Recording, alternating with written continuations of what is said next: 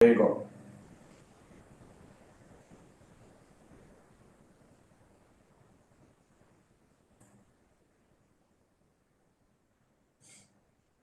Good morning, everyone from Philadelphia.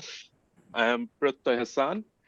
I did my MBBS, which is MD equivalent from Bangladesh in 2012, and then moved to Japan for a PhD. My PhD is on molecular and cellular cardiology. And I work mostly with cardiac background. I am right now a postdoctoral research fellow at Thomas Jefferson University Hospital at Philadelphia, USA. Here I work with cardiac mitochondria, mostly in the physiological background, and also a little bit extent into the pathology of human heart failure. But today, what I'm going to present is a little bit different, but it is still very much connected with my work, because all of our works are dedicated to define the health and also the health related diseases in the upcoming newer world. So that's why I took the chance when my friend Dr. Sanaul Haq asked me to give a small talk about the climate change and climate change related illness. I think he told me that I could go for 1 hour. I prepared a presentation. Let's see how long it will take.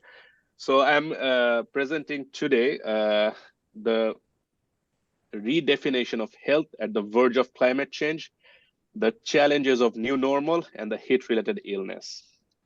So to start with, what is climate and what is the meaning of climate change?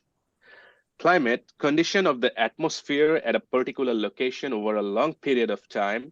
It is the long-term summation of the atmospheric elements and their variations that over short time period constitute the weather. These elements are temperature, humidity, precipitation, atmospheric pressure, wind, and solar radiation. To think about those things in an individual's life, you will see that like Dr. Sanaul Haq, when asked me, like, what's the temperature, what's the weather in Philly? I was saying that how I was feeling. But in case of climate, it's the summation of weather of not only a day, a decade, or a century. It could be a summation of, thousands of years. And if you see on the first, I don't know if you can see my cursor. I think you can't. We can see them, yeah. Okay, so if you see where I'm pointing, it's a painting from a wall taken from 5,000 years from now, from an Egyptian wall. If I see it, I can see some, things which I might understand, like a bird, a fish, or something like that. But it really says a lot. It's a language, and it says us what the time was at that time. That means 5,000 years from now. And this one, as most of you know, known as hieroglyphs, the name of the language, the ancient Egyptian language, it says about those days, temperature, humidity, precipitation. Of course, they could not measure as intensely as we could measure today with our newer inventions. But what they measured, it was state of art of that time. And based on those, on the banks of Nile, they produce crops, the food for their civilization, their cities. If you see on the right, what this image is saying, of course, we know about these things cultivating, but those writing on the back that says about this temperature, humidity, precipitation, that means the weather element, but not for one day. It's the collective knowledge of generations of Egyptians who learned from their soils and things that how to manipulate those things to produce food for their civilization. So climatic pattern is very essential for human, and history told us that human civilization is based on this climatic pattern. So we need to understand what is climate and what is climate change.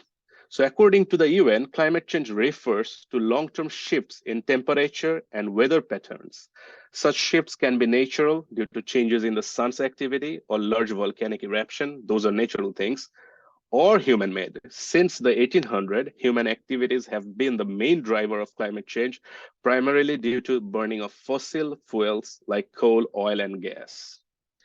Now, I took one of the component of those elements, that is the temperature, because it's easy to understand how the temperature changes. The number, all of us know that the measurement is in either Celsius or in Fahrenheit.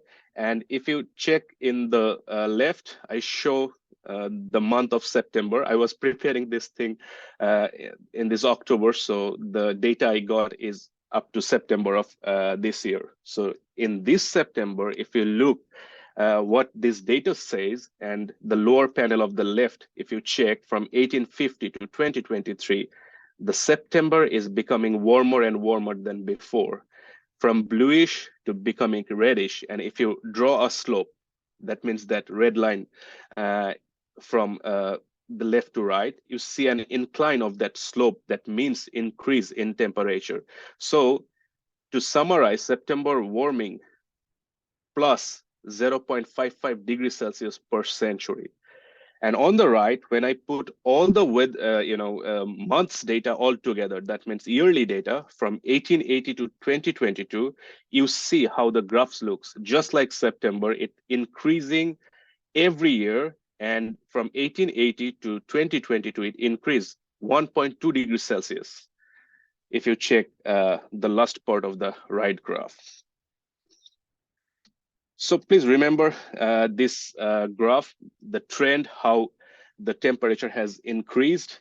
So we can, again, come back to this thing, time to time in this presentation.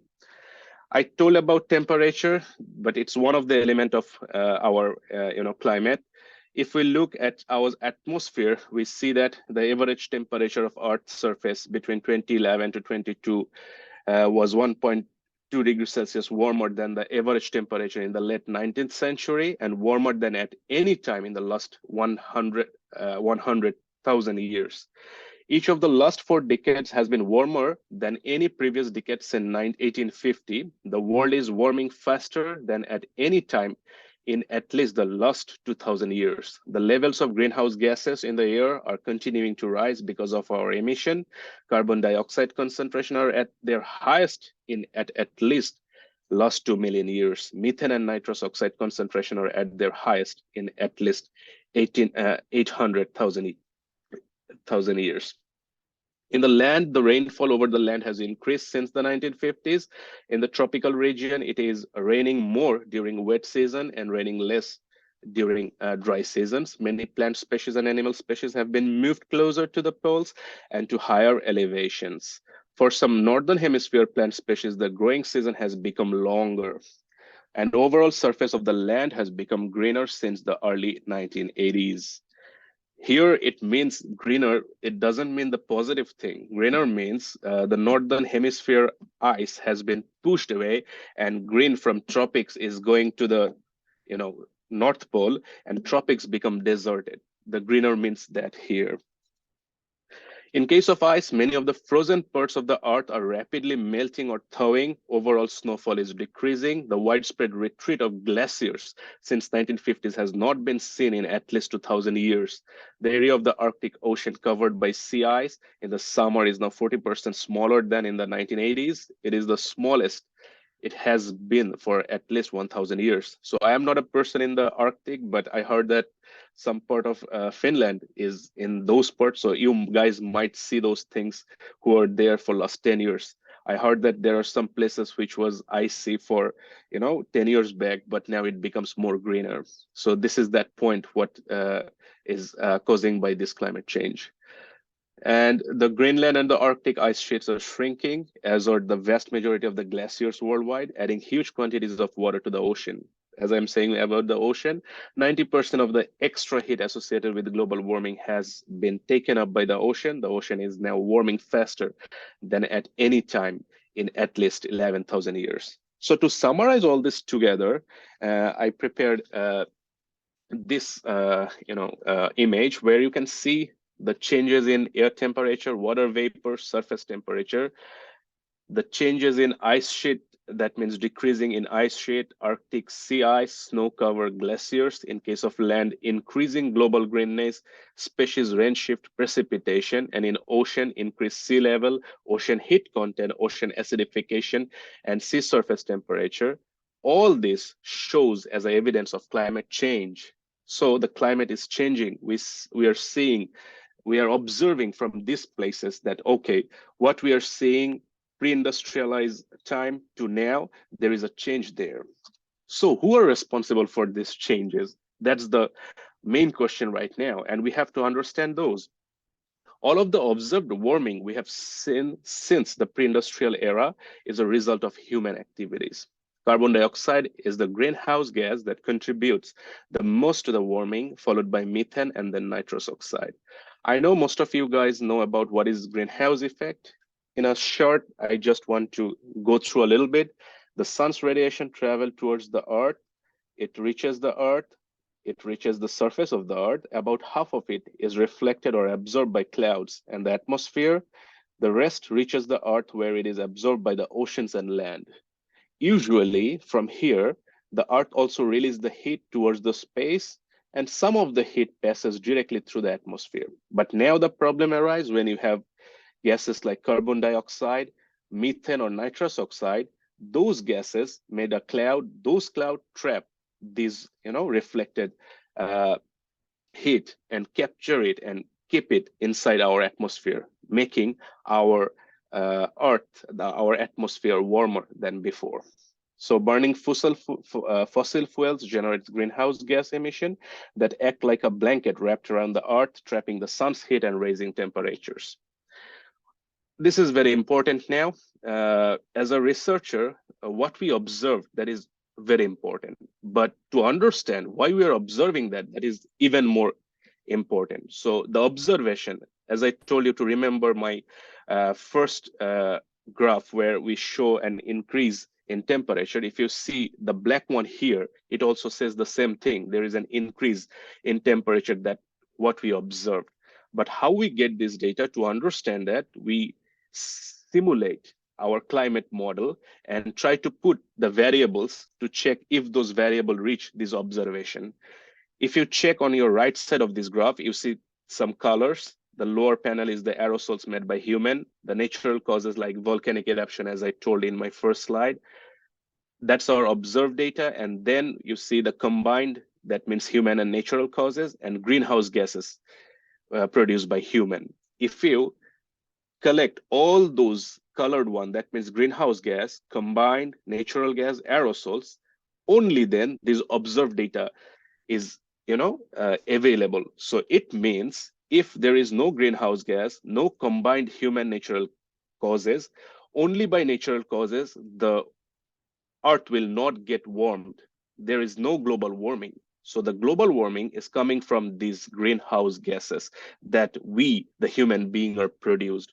So as I ask the question, who are responsible? The answer is we, the human being. So let's go to the next level. And here I'm showing the climate change affects extreme weather events. As the climate is changing, as I show you, there are the weather events there, which is also changing.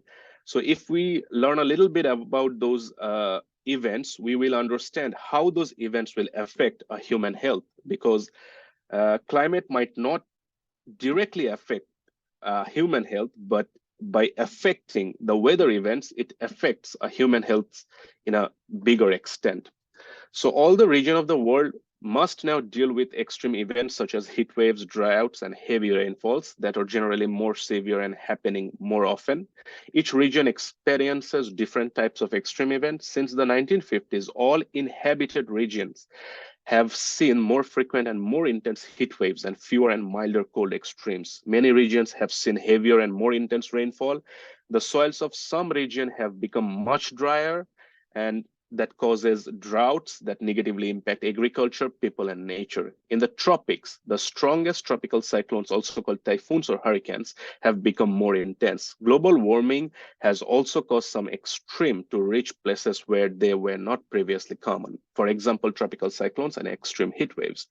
The lower maps, as you know, you can see it's a world map, and the oceanic storm, which is known as either hurricane in the North Atlantic, cyclone in the Indian Ocean, and typhoon in the East Pacific Ocean, is becoming more day by day. And if we see only this event as a change in weather event, we will be surprised. So on your left, I'm showing the hurricane from the North Atlantic Ocean from 1950s to 2005. It increased significantly. And if you see the middle one, it's the cyclone from Indian Ocean. The trend is similar. The right one is typhoon. The data is from Japan, and you can see that there's the trend from 1950 to 200. It's increasing. And they also predicted how it look. If there is no changes, it will increase more up to the next century. So from here, we can say these graphs are nothing but the same graphs that we are showing from our observed temperature data, or the changes in temperature that I told you to remember from my first slide. So it says the temperature change is really 100% related with our events of weather. So human-caused climate change has increased the chances of seeing multiple extreme weather events occurring at the same time or soon after each other. So these hurricanes are not only coming by themselves, they will come with many other weather events all together, and this all together called compound events. Compound events can have even bigger impacts on nature and people than if they happen individually. For example, a drought along with extreme heat will increase the risk of wildfire, death of livestock, or crop failure. With a higher average sea level, a severe storm will increase the risk of simultaneous extreme sea level and heavy rainfall, and thus coastal flooding. Now I am coming to my main part of presentation.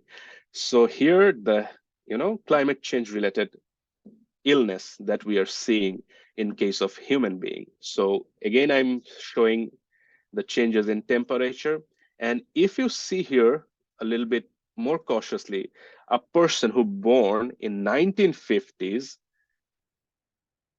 was around 0.25 degrees of warming compared to late 1800s. So they face more warmer body temperature and also the atmosphere than their previous generation. Today, a 70-year-old has experienced 0.85 degrees of warming in their lifetime so far, or around 0.12 degree per decade. A person born in 1980 first experienced around 0.4 degrees Celsius of warming above pre-industrial times, experiencing 0.75 degrees of warming in about 40 years to date. The rate of warming to date was nearly 50% faster for those born in 1980s compared to those born in 1950s. What does all this number means? Each generation has had a different set of experience already, and future generations are set to experience warming beyond what those alive have yet to see. So the warming of the world will affect the health very much. This is the summary of this slide. So to summarize the slides that I have shown here, global warming is redefining health and forcing for adaptation in new normals. So what are the new normals? The new normals are, there is risk of species loss. If you can see that the changes of temperature, how the species will be distributed toward the whole world. Also, there is changes in food production and impact on our daily food production on agriculture when there is a changes in temperature. But today's focus is again heat humidity risk to human health, and to focus on which kind of heat related things we are focusing on is the increase in infectious disease due to global warming, the illness caused by excess heat, especially the respiratory and cardiovascular, the mental health distress, and mass migration, and others. So to check the climate change impact on the infectious disease, I was looking for publications, and I found there is a summary how many how many studies are done by scientists right now, and where is their focus point about global warming related infectious diseases. And I found Verst and Escobar et al. Who summarized that the most of the studies are on arthropods and human, on vector, and it's mostly on mosquito. And the diseases are mosquito-related: malaria, dengue, Zika, chikungunya. They also checked some diseases from Northern America, that is the Lyme disease. So those studies are now available. So as a presentation and example, I also focus on one of the vector-borne disease. The vector is Aedes aegypti. So this Aedes mosquito is now distributed worldwide. As you can see on the left upper panel, this is today's distribution of this mosquito. This mosquito is distributed mostly in the tropics, where the temperature is the highest, and a little bit on the northern hemisphere. But if today's trend will go on, the prediction for 2080, if you see it, it shows that it reaches almost all of the northern hemisphere. And the red means their presence the whole year wide, and the blue means monthly or some part of the year. But still, it's a huge distribution. And when we put the related disease from this vector, like a dengue, you can see it increases from 55% to 70% worldwide. So it's already a pandemic. We are seeing that if we don't do something, a pandemic is coming. And to do things, the only things need to be done is to manage the temperature, manage the global warming. If we could do that, it will still remain same, and might be there is no pandemic. So before facing the pandemic, we need to take precaution, and today is the time to do something for this Aedes aegypti borne diseases like dengue, chikungunya, or Zika virus, something like that. So I also checked some other diseases which are not vector-borne like Aedes. So I checked the Lyme disease, I checked the Ebola. The sad news is, with rise of temperature, the trend is similar again. There is increasing distribution, there is increasing infection from these diseases, where these diseases are present right now, and they will explode to other part of the world. So many pandemics are coming due to global warming from the infectious part of the disease. Now the next step, where I'm showing the organ-related illness coming from global warming. And if you check estimated deaths and also impact on economy, you will see that those are very much higher right now due to changes in global temperature. So first, let's focus on the respiratory system. As you know, the changes of global warming is associated with increase in frequency of ground level of ozone that leading to breathing problems. And as a physician, we already found a lots of respiratory distress patient, mostly from COPD. COPD means chronic obstructive pulmonary diseases, pneumonia, asthma, and allergies, a lot more than previous years. So one of the reason of this thing is ozone. Ozone is a gas, all of us know, that made of 3 oxygen atoms joined together. When it forms high up in the atmosphere, it is a good thing. It creates an ozone layer that shields us from some of the sun's ultraviolet rays. But ozone can also form near Earth's surface when sunlight drives reactions between certain gases in the air, namely nitrogen oxide and volatile organic compounds. In humans who are exposed to 0.8 to 2 ppm of ozone, neutrophils play a central role in the early stage of acute epithelial injury. Ozone causes ozonization and peroxidation of lipids in human lung epithelial lining fluid, activity of glutathione peroxidase, an antioxidant enzyme, decreased 40% immediately after ozone exposure, likely reflecting oxidative stress.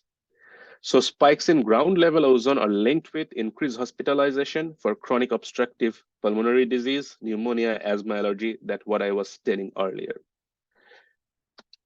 Nonetheless, extreme weather is a causative agent for air pollution. This air pollution is coming from droughts, wildfires, which obviously make, the air lighter and with more dusty. This cause again COPD, asthma and allergies.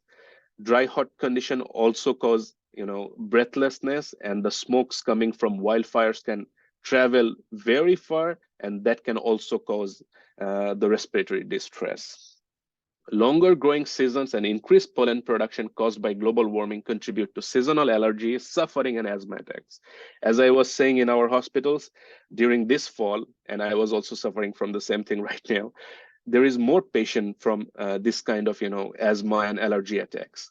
Why these are happening? Some of the ideas are like due to the longer, fall season or longer winter, there is more pollen in the atmosphere that causes more allergy to the population. Now I'm looking at the water-related illness. Due to the global warming, there is seasonal and geographic changes in waterborne illness risk. Increase in water temperature associated with climate change will alter the seasonal windows of growth and geographic range of suitable habitat for freshwater toxin-producing harmful algae, certain naturally occurring Vibrio cholerae, and marine toxin-producing harmful algae.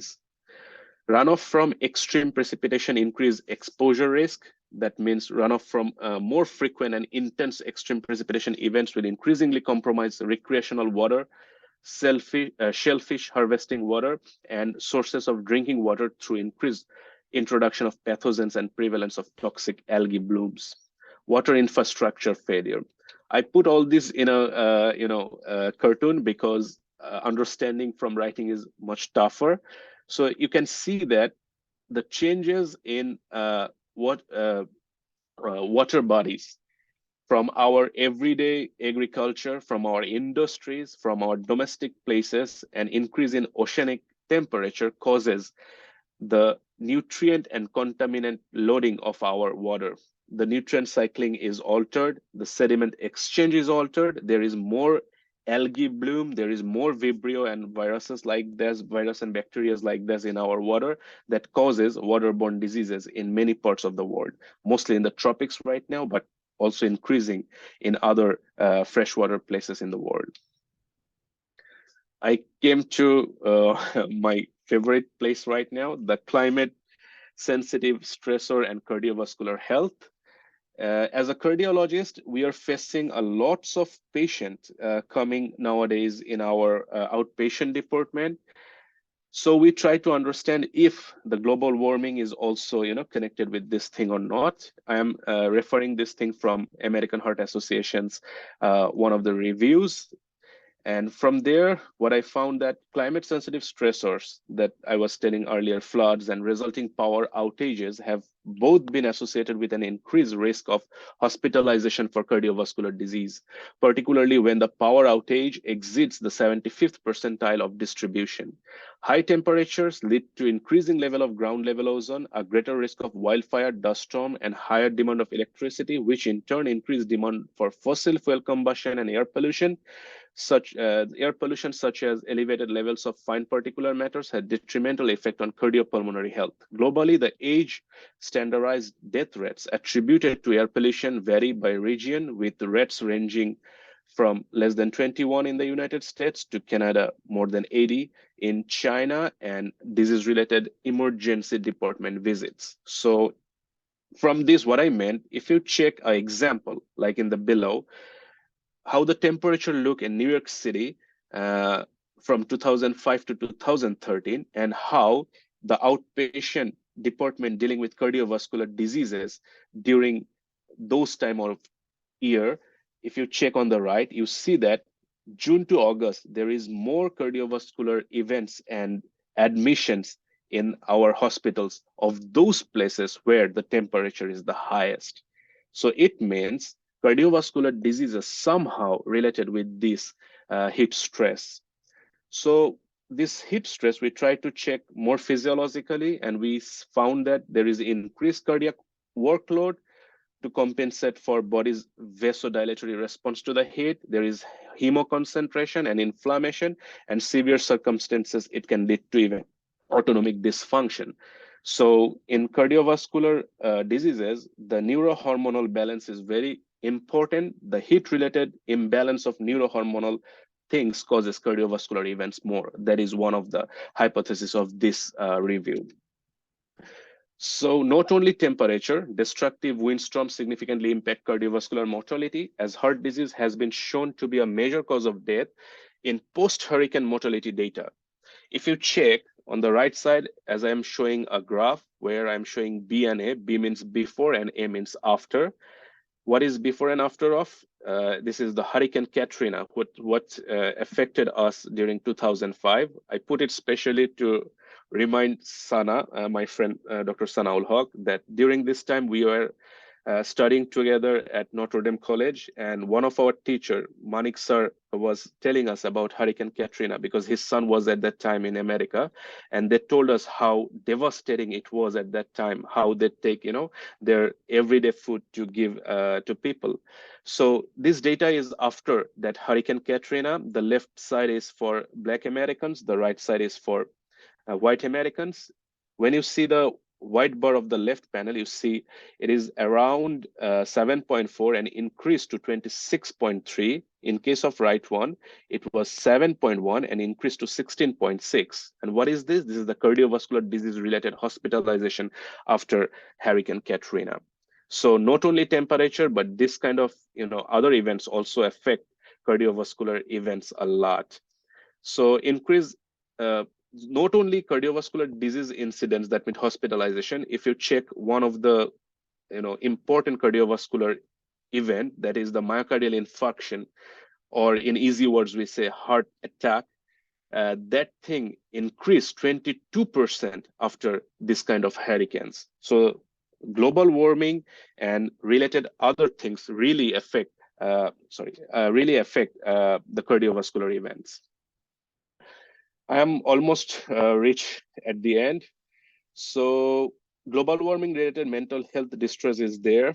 I'm not going to say much about this because this is not 100% still established that these mental health are 100% coming from global warming or other events of the climate impacts, but those are related. Some mental health like stress, anxiety, depression, grief, strains of social relationships, substance abuse, post-traumatic stress disorder have somehow found related with the environmental change, especially the global warming.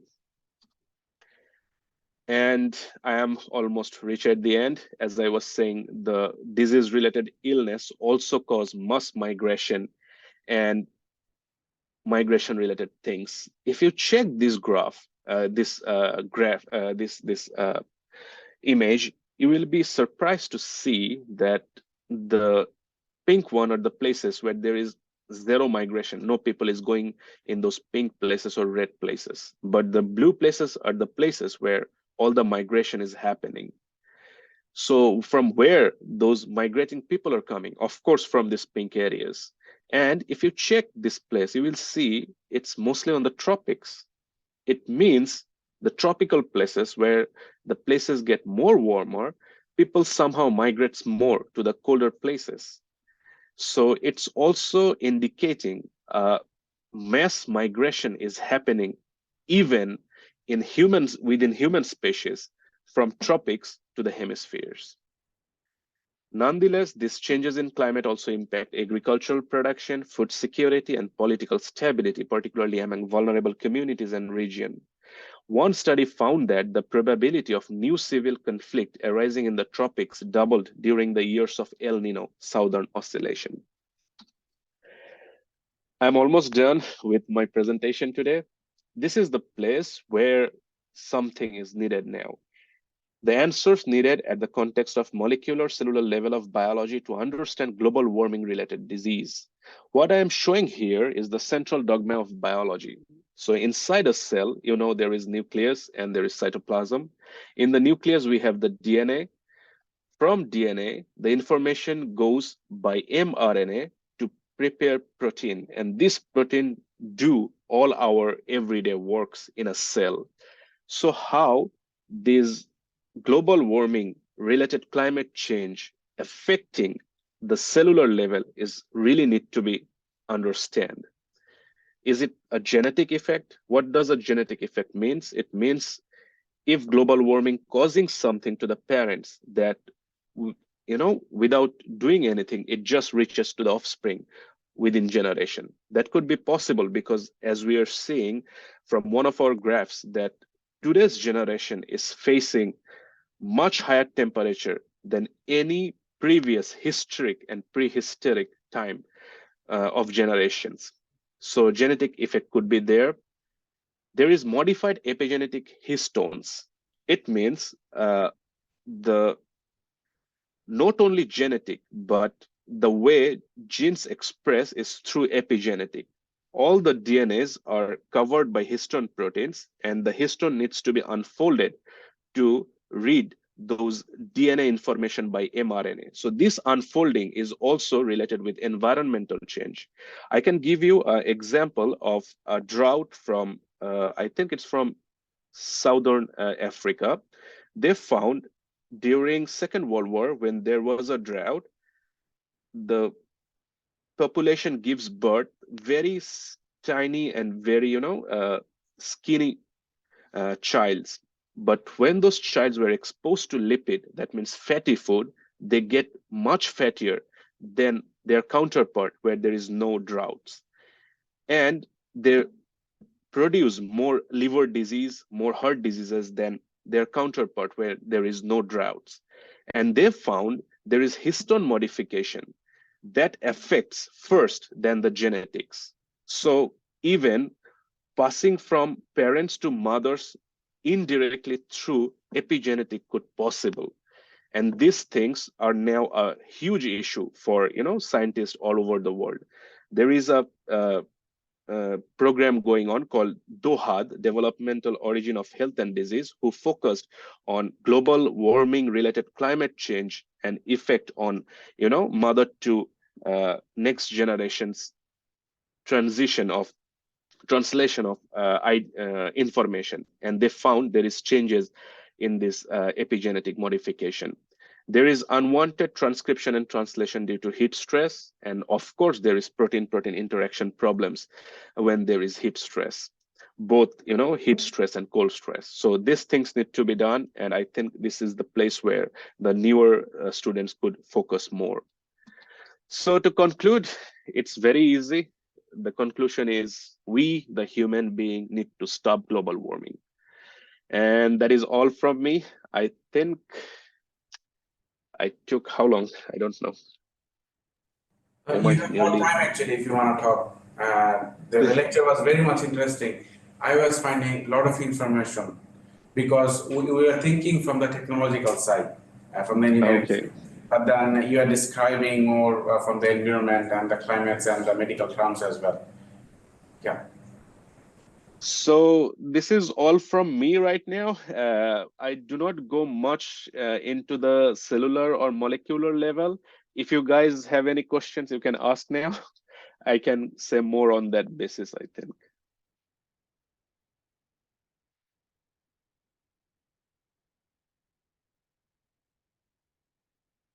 Is there any questions? Yeah, there are questions. There will be questions, definitely. Yeah, so, any here?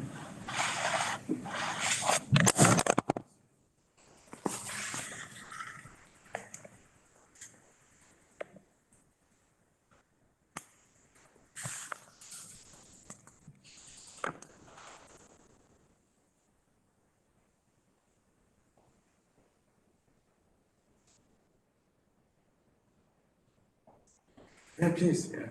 I don't know what's it called. So the thing is that what we are trying to do, you can ask the question.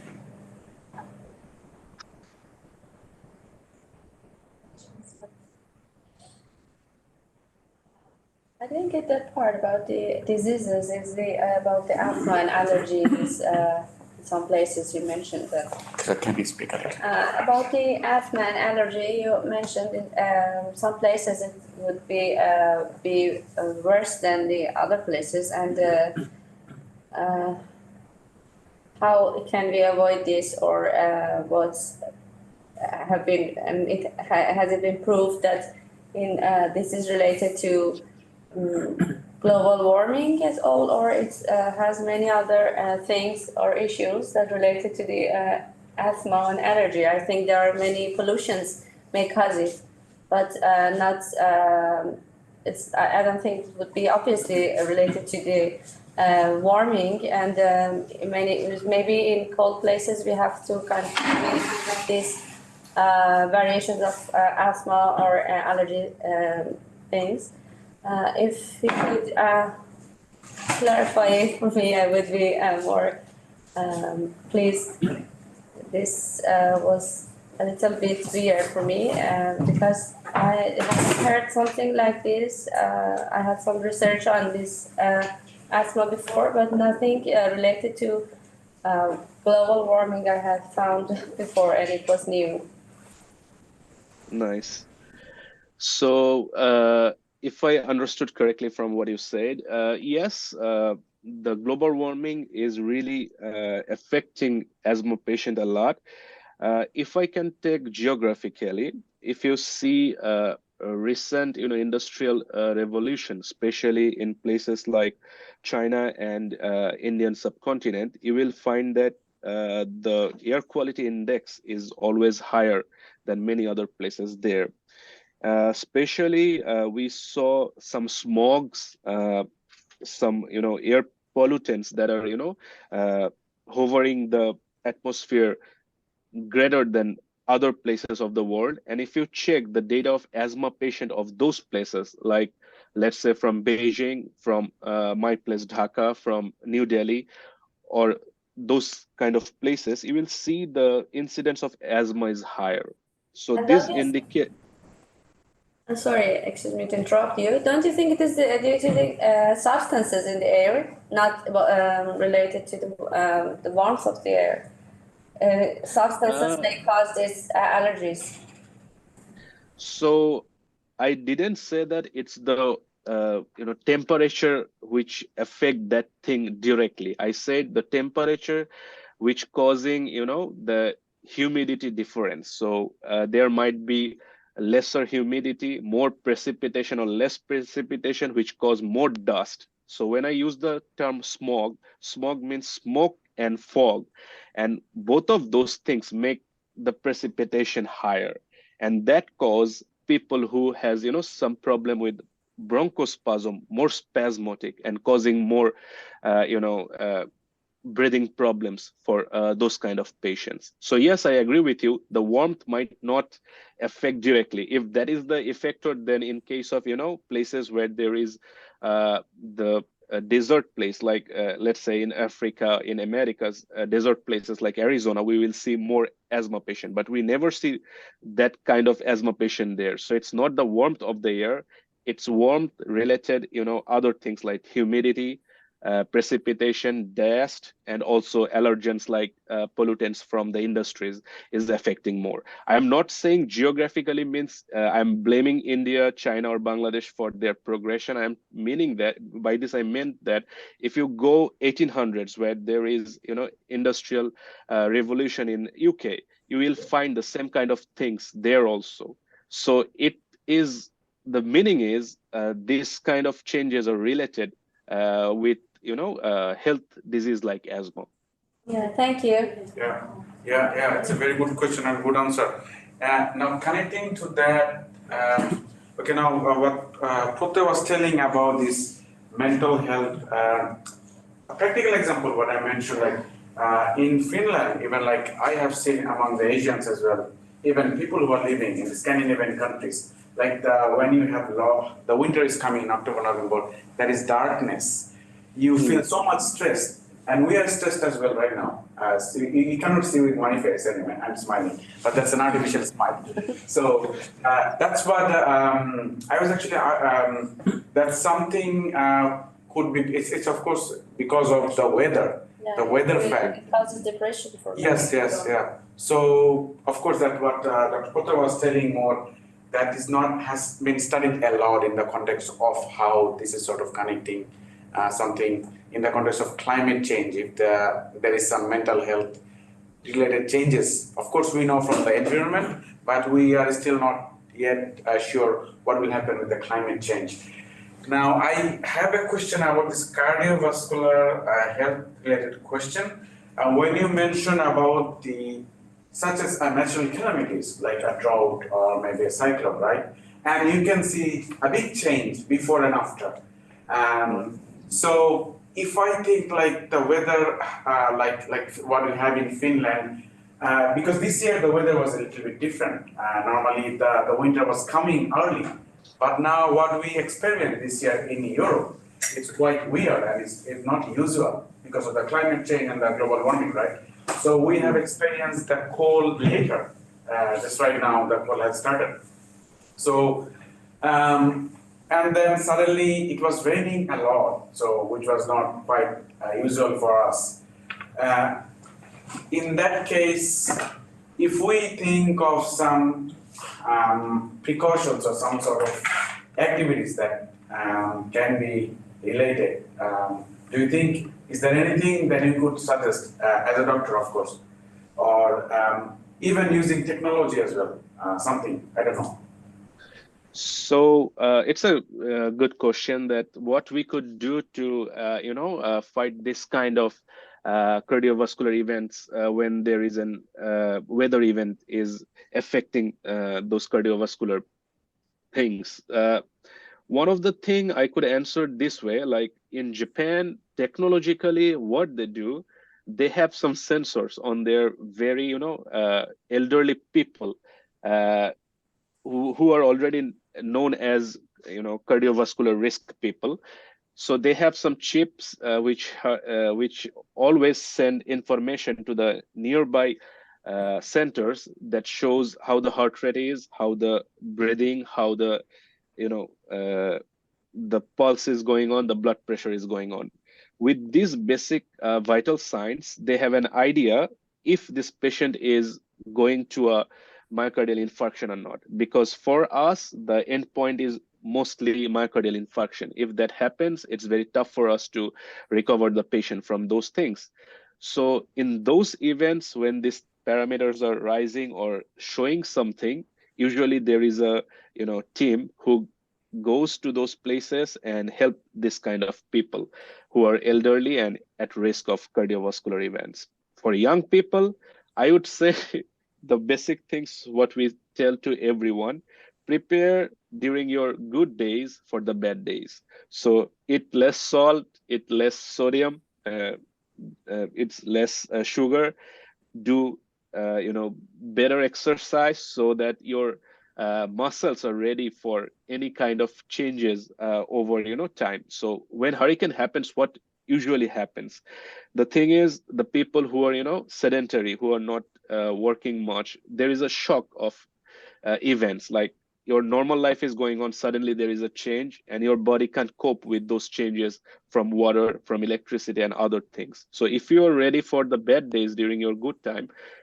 you will somehow find those bad events to fight better. So that would be my suggestions as a cardiologist. Wherever we see those things, we say that have a better lifestyle. That's the only answer right now for such events. Thank you very much. It's a very good answer. So more about this healthy lifestyle kind of actions before you sort of experience those kind of negative impacts into your body. Connecting to that, what you have highlighted about the older citizen will be, so in Japan, what you mentioned, the sensor technology, right? They have been tracking the older citizens, older people, to track their physical condition. So you can, based on the data, you can take some action. Now for the young people, again, healthy kind of stuff, healthy eating activities. So they're coming from a technical backgrounds or maybe some wearable gadgets. So it's like smart watches, I would say. Sometimes I use them. So like how many steps I have been going every day, checking my heart rate as well. These kind of things. Even though I'm not wearing it, but sometimes what I experience, sometimes even though I've been using these wearable devices, sometimes I don't like to use them. Sometimes I don't feel that much comfortable to wear it, but these are pretty much helpful anyway. Of course. Right. So, In addition to that, I would say one thing. What I understood in this, meeting, most of our people has already been migrated from their parent country. yeah. So I think I am pointing out the point that as a young person, what you could do is to get out from, those places where there is the contamination, where there is, more stress, which could cause such a thing. I know this is heartbreaking to say sometimes, but this is what the reality is. Young people migrates when there is better opportunities. So when you say what young people could do, one of the option is to migrate to a better place. Migrate to a better place. And what about the old people? If they can't do the Migration. routine That's a good exercises? question, yes. The question comes, how about the old people? Will they migrate? So I think I have already answered that. So for the older people, we have, as I started with, Egyptian civilization. Civilization means that the meaning is the young people will take care. So the Japan, who are taking care of those older people with those chips? Those are the young people. So if young people are safe and becoming better with time, they will take care of the older ones. Yes, I understand the dilemma here when I say there is migration and you are leaving your part of the older population in your own country. The answer is again not that specific, a little bit non-specific, but the answer is to minimize the global warming. If we could do that, the young people could do that. It's a political statement, but if we could do that, we are really helping all the old people all over the world in a way. Yeah. That makes the community a better place. So if I can divide the speech that you have given in the context of type of disease. So for example, infectious disease, I have a question because in Finland, what we experience a lot of mosquito during the summertime. Okay. People have been using the spray and cream a lot. And then, of course, on the mental health, I have already described. On the allergy, personally, I have the hay fever because of the pollen during the summertime. I have been struggling with that a lot. By connecting all of it, even the water-related illness as well, sometimes people have it, even though the water is fresh, but because the water is being purified by the machine, so even though when it is coming with the pipes and irons, sometimes you don't trust this. So sometimes people are buying water from the stores. If I again would like to add the technology part, because the idea of this hackathon is again coming up with some technological solution. Of course, now we have described as the sort of the knowledge and information in the context of medical science and climate change and kind of things. What would you like to see, being a doctor, if you would like to add all of these things in the technology context? So how are you using technology to deal this kind of activities, even in your experience in your research or even in your professional field as well? Thank you. If I understood correctly, you asked me about the technological impact or the use of technology to reduce the use will be a use. Yeah. So use of technology in reducing maybe in a broader sense the global warming. I think technology is only the solution for such a thing. So if you ask me how I see to check infectious disease through technology, I would say in this way,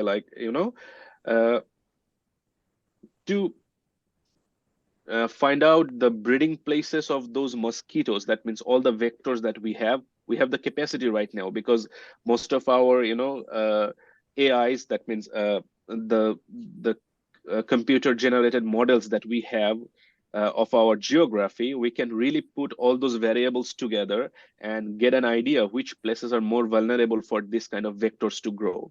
If you think about our country, Bangladesh, Dhaka, there is places where from this simulation we found, and the observation also shows the similarity of the vector availability of those places. By this, what I meant, even before the vector was born, you predicted the amount of vectors and the intensity and availability of those vectors of those places.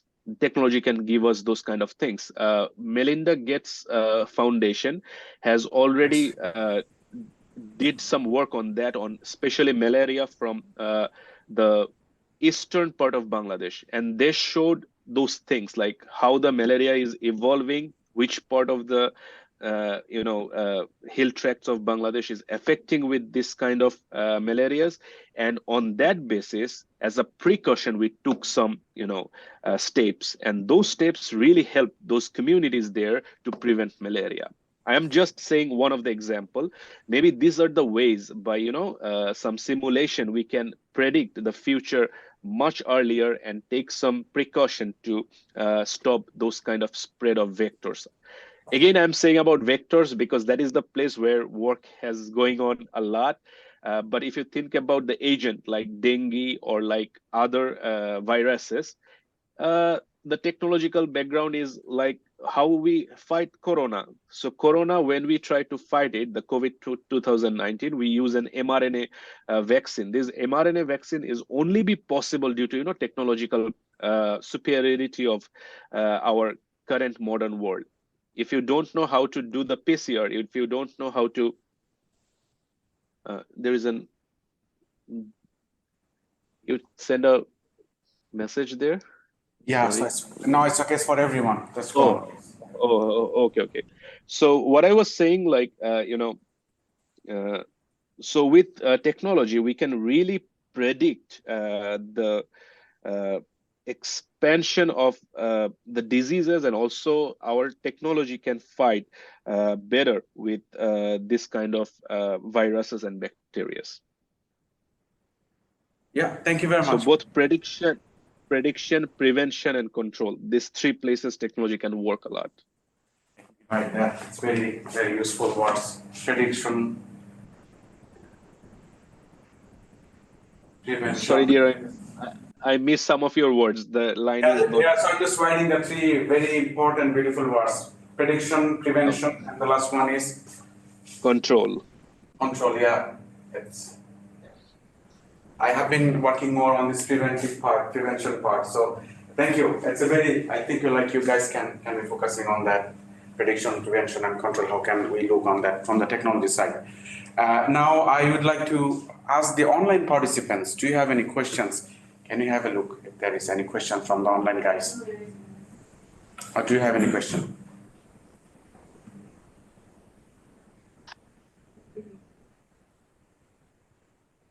Because we have 5 minutes left, so that.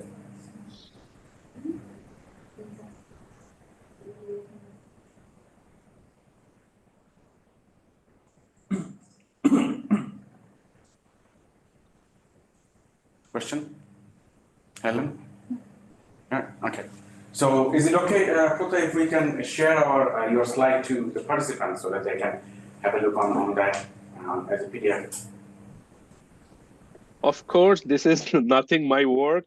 So this is all from our community of scientists. You can really share those things. But for the young generation, that means the newer scientists who are coming to science, I would suggest that please focus more on basic part of this work. Epidemiological and technological part is of course important, but if some of you could use these techniques of yours into a basic biology background, like the central dogma I suggested, it would be much better to understand what's really going on, and on that basis we can give the solution which is beneficial for the humankind. Yeah, yeah, thank you. Yeah, I think we're also, thank you very much. It was very much fruitful. Especially I learned a lot. Some of you might have joined later, but we are sharing the slides. And also this session will be recorded. So we'll be sending to the participants. So there will be some other more participants coming tomorrow. And thank you very much, Dr. Prottoy. And I think we are already close to 3. So Okay. if anyone does not have any question, so no question, right? So that's okay. I think we're now finished. So thank you very much again, Dr. Prottoy, for your time. And I hope you have enjoyed our conversation as well. Of course. Nice to get the chance to, present in this audience. Thank you very much, audience. And if you have any question, please ask even with an email. Dr. Sanaul Haq has my email. If you need, you can ask him. And Sana, let's meet sometimes if I Yes, have thank time. you. Let's keep in touch, definitely. Yeah, I'll try to catch up someday with you. Yes, it's been a while. Of course. Yeah. Please visit America. Yeah, someday, yes, I'll try. Yes, yes. Thank you. Thank you very much. Okay. And also, we're inviting you to Finland as well. Thank you. Bye-bye. Thank you, Dr. Prottoy. Bye-bye. Take care. Bye.